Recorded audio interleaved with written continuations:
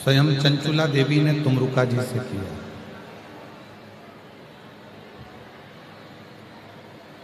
चंचुला देवी तुमरुका जी से कहती हैं कि मृत्यु लोक में जन्म ले लेना, मृत्यु लोक में आकर जन्म धारण कर लेना, ये एक अलग विषय है। पर मृत्यु लोक में जन्म लेकर भगवान शंकर की आराधना कर लेना, भगवान शंकर की साधना कर लेना, ये एक अलग विषय है।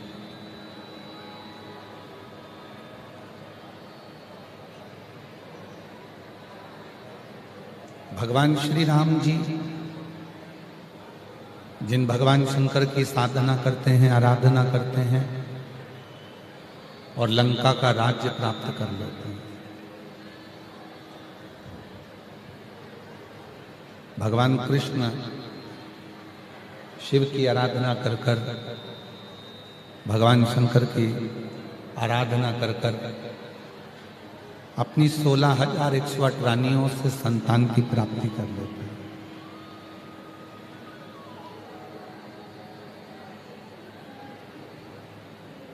तैतीस कोटि देवता में ऐसा कोई देवता नहीं है जिसने भगवान शिव की आराधना नहीं करी, भगवान शंकर की साधना नहीं करी।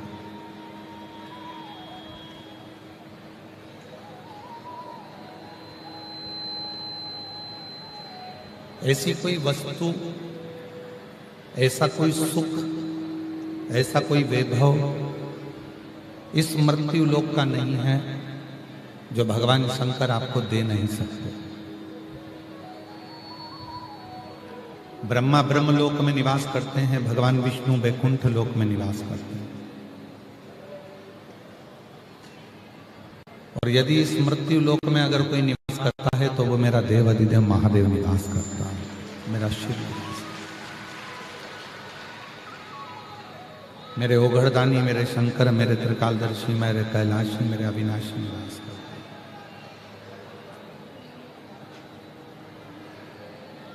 अब हम लोग उस शिव को छोड़कर जो पृथ्वी का देव है, वो कहते हैं कि अगर किसी को राम जी की भक्ति भी चाहिए ना, अगर कोई राम जी को भजने वाला है, राम जी की आराधना करने वाला है, राम जी की साधना करने वाला है, कोई भगवान कृष्ण की आराधना करने वाला है, भगवान कृष्ण की साधना करने वाला है,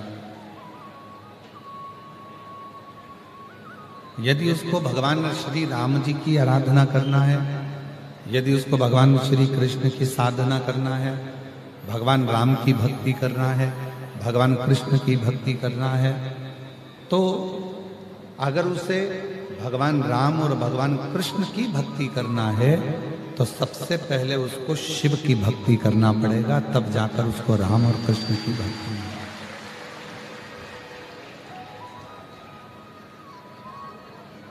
यदि दुनिया का कोई भी सुख है, दुनिया का कोई भी वैभव है, दुनिया का कोई भी धन है, दुनिया का कोई भी संपदा है, दुनिया का कोई भी वैभव है, दुनिया का कोई भी धन हो, दुनिया का कोई वैभव हो, दुनिया का कोई सुख हो, यदि उस सुख को, उस वैभव को संसार के मनुष्य को चाहिए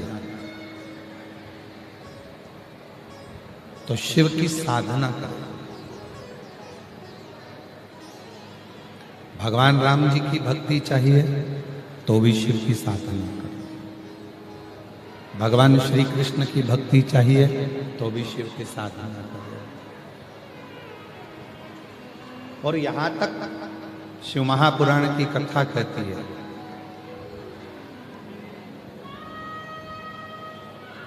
ऐसा कोई सिंहासन नहीं है जिस सिंहासन पर आप नहीं पहुंच सकते,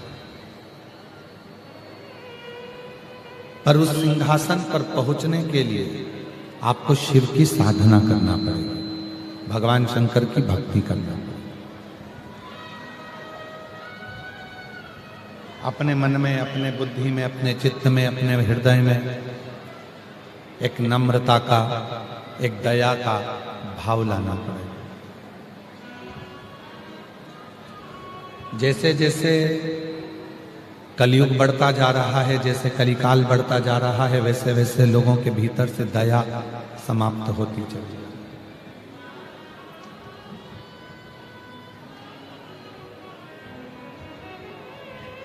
जैसे जैसे कलिकाल बढ़ रहा है, दिखावा, प्रपंच, पाखंड, ढोंग, ढकोसला और ना जाने क्या क्या आडंबर दुनिया में छाता जाए, भक्ति कम होती जाए, भक्ति कम होती चली जाएगी, आडंबर ज्यादा होता चला जाएगा। भक्ति कम होती चली जाएगी, पाखंड ज्यादा होता चला जाएगा। भक्ति कम होती चली जाएगी, दिखावा ज्यादा होता चला जाएगा।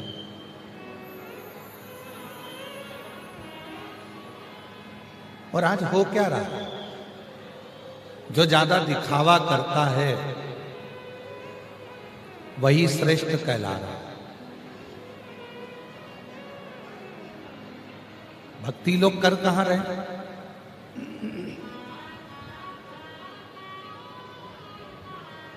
आज लोग भगवान के भजन से, आज लोग भगवान की भक्ति से, भगवान के स्मरण से, भगवान के नाम जाप से बहुत दूर हो गए। और इस मामले में हम तो आप लोगों से कहते हैं, बड़े से बड़ा संत भी आज के समय में केवल दिखावा करने में लगा हुआ है। तुम जो श्रोता हैं, सुनने वाले हैं, गृहस्थ आश्रम में रहने वाले हैं, तुम उन संत से भी बड़े हो जो कम से कम समय निकालकर भगवान को एक लोटा जल तो चढ़ा रहे हैं।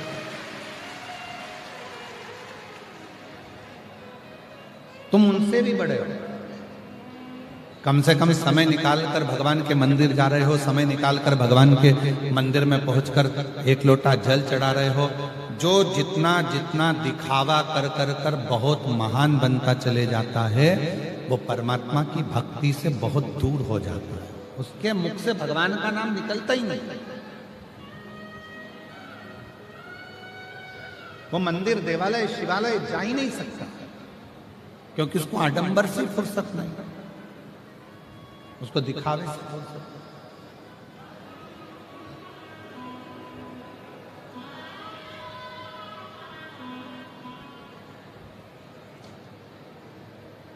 एक बार हम प्रवचन सुन रहे थे तो पूज्य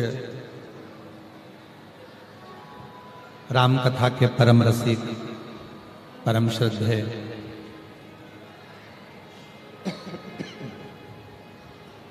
श्री मोरारी बापू जी ने एक बात कही थी।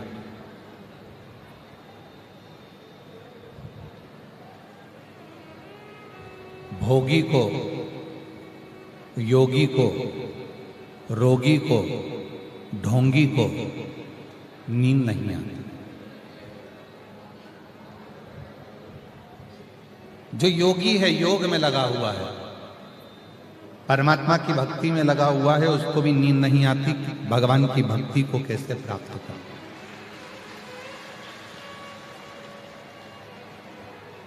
जो योग में लगा है, एक रोगी व्यक्ति होता है जिसको रोग लग गया, उस रोगी को भी नींद नहीं आती, क्योंकि रात भर उसको कष्ट होता है शरीर में।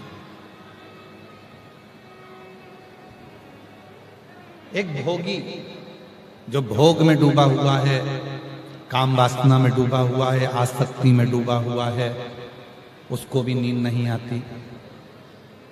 और चौथे नंबर पर है जो ढोंगी है, कल क्या ढोंग करना है, कल क्या नया करना है, जो ढोंग में लगा हुआ है उसको भी नींद नहीं आती। पूज्य श्री मोरारी बापू जी ने अपने रामचरितमानस में ये 4 ऐसे व्याख्यान दिए जिसको जीव को समझना चाहिए।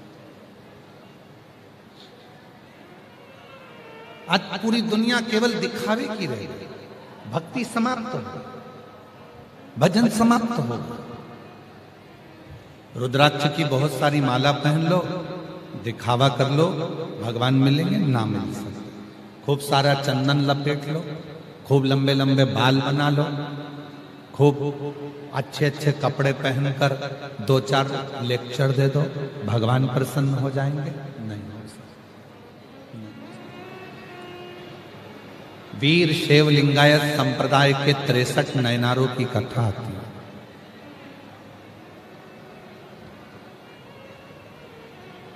जब आप लोग फ्री रहें तब उन 63 नयनारों की कथा का स्मरण करें। वीर शैव लिंगायत संप्रदाय में भगवान शंकर के 63 भक्तों की ऐसी कथा आती है कि जिन्होंने दिखावा नहीं करा, वो दिखावे से परे है, दिखावे से दूर।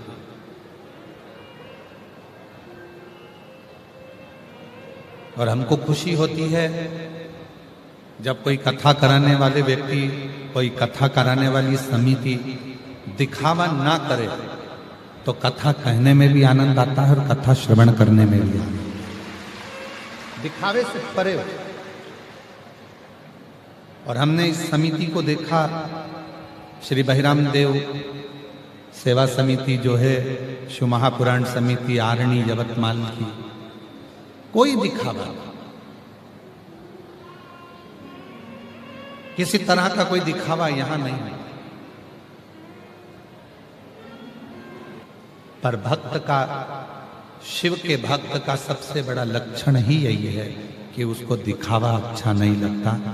वो तो केवल शिव के भरोसे भगवान शंकर के आश्रित होकर अपना एक लोटा जल चढ़ाकर शिव पर विश्वास कर कर अपनी जिंदगी को जीता है और शिव पर ही आश्रित रहता है। शिव पर।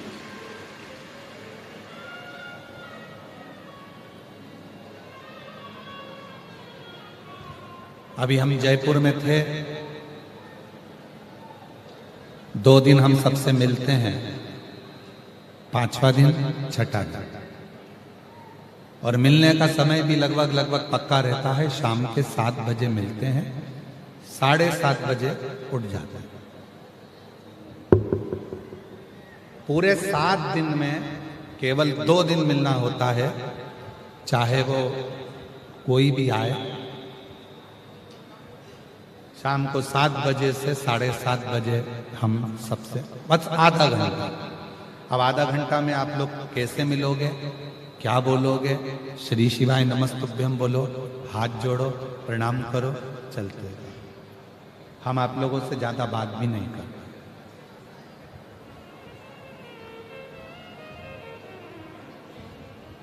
जयपुर में हम मिल रहे थे, कथा का 5वां दिन था।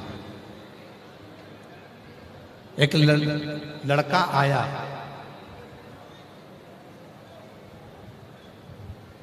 पढ़ाई कर रहा था, अच्छा विद्या अध्ययन कर चुका था, जॉब कर रहा था कहीं। उसने कहा, गुरुजी शिव महापुराण में कोई ऐसा उपाय बता दो कि मैं चांद को छू लूं।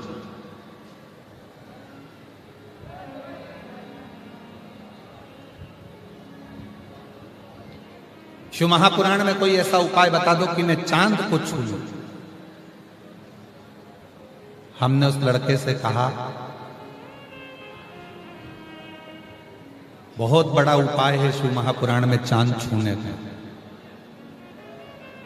पहले तुम एक प्रश्न का उत्तर दो, तुम्हारे घर के पास में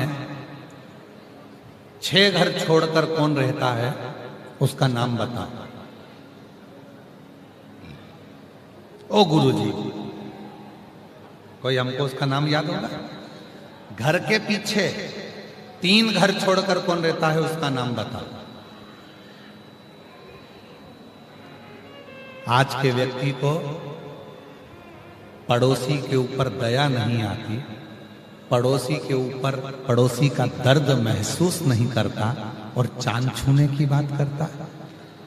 चांद छूने, जिस दिन पास में रहने वाले पड़ोसी का भी दर्द तुम्हें अपना दर्द लगने लगे, और जिस दिन तुम्हें अपने रिश्तेदारों का भी दर्द अपना दर्द लगने लगे, और दूसरे के दुख को देखकर तुम्हारी आंख में आंसू आने लगे, तो समझ लेना कि तुमने चांद को छू लिया।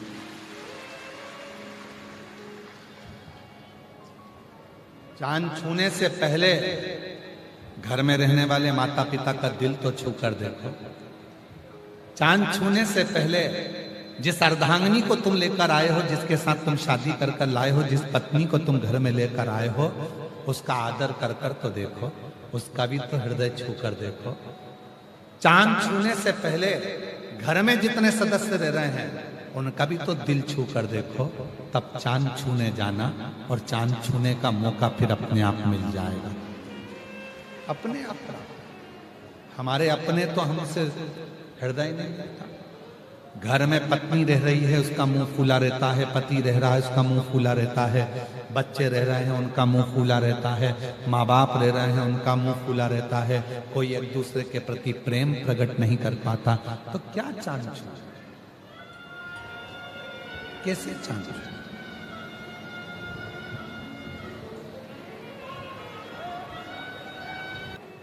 जीवन में कितना भी तकलीफ आए, कितना भी दुख आ जाए, कितना भी कष्ट आ जाए, कितनी बड़ी बीमारी हो जाए और कितना भी दुख सामने आकर खड़ा हो जाए, कोई तुमसे कहे कि हम तुमको वहां लेकर चलते हैं, वहां पर ऐसा व्यक्ति है तुम्हारा दुख हर लेगा, वहां ऐसा व्यक्ति है तुम्हारा कष्ट हर लेगा, किसी पर भरोसा मत करना।